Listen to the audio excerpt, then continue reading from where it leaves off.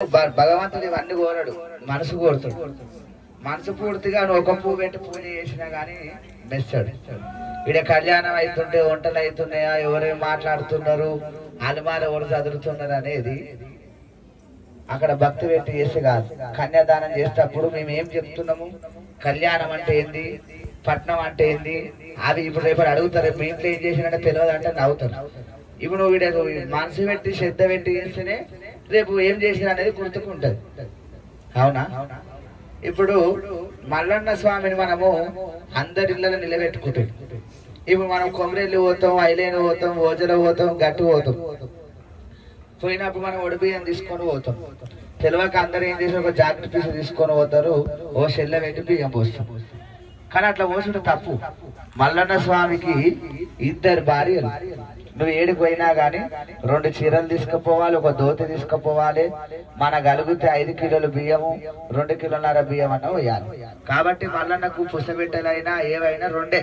ఇద్దరు భార్యలు ఉంటారు కానీ మల్లన్నకు 5 మంది భార్యలు, కానీ పక్కపోటి ఇద్దరే ఉంటారు. కేతమ్మ, బ్రవరమ్మ, మేడలమ్మ అంటే ఇద్దరు ఒకటే.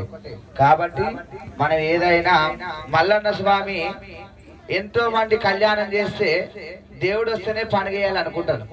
దేవుడు రాకుండా మనం పండుగ చేయొచ్చు. ఇప్పుడు మీ ఇంటికి భక్తులు వస్తారు, ఈడ కళ్యాణం చూసి మా ఇంట్లో పోయి మంచిగా అయితే నిలబెట్టుకుంటాను అంటారు. దేవునికి వంతన లేదు, మనం వంతన పెట్టుకుంటేనే వంతన. దేవునికి అనేది వంతన అనేది ఉండదు. ఇప్పుడు దేవుడు వస్తే పోయి నిలబెట్టుకోవచ్చు, దేవుడు రాకుండా మన కోరికతోని పట్నం వేసుకోవచ్చు, గద్దె వేసుకోవచ్చు, నిలుపుకోవచ్చు. కాబట్టి దేవునికి అనేది వంతన ఉండదు.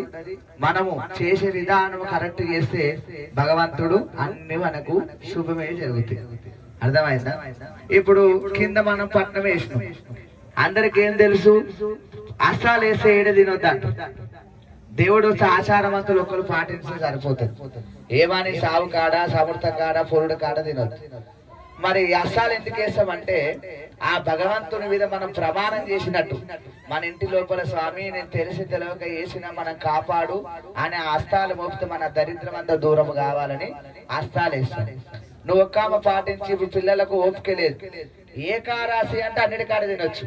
ఆచారవంతులే అన్ని పాటించాలి. మన పిల్లలు ఏకారాశి అంటే ఏదైనా తినొచ్చు. మన భక్తితో చెయ్యి, మనకు భాగ్యం కలుగుతారు. ఏదో పంగం వేసిరు, ఒగ్గోలు వచ్చిరు, డిమడి అన్నారు పోయిరా అంటే కాదు. సాంప్రదాయము పద్ధతి పాటిస్తేనే ఆ మల్లన్న స్వామి అనేది మనం కలుగుతాం.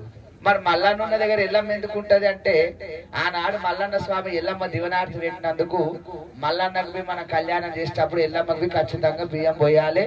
ఖచ్చితంగా కుడి దిక్కు ఎల్లమ్మ ఉంటది, ఎడమ దిక్కు మల్లన్న ఉంటుంది. అర్థమవుతుందాన్ని? ఆ విధానం అనేది చేసుకోవాలి. అర్థమవుతుందా? సరే. జేబులో కొమరెల్లి మల్లన్నకి, ఐలేని మల్లన్నకి.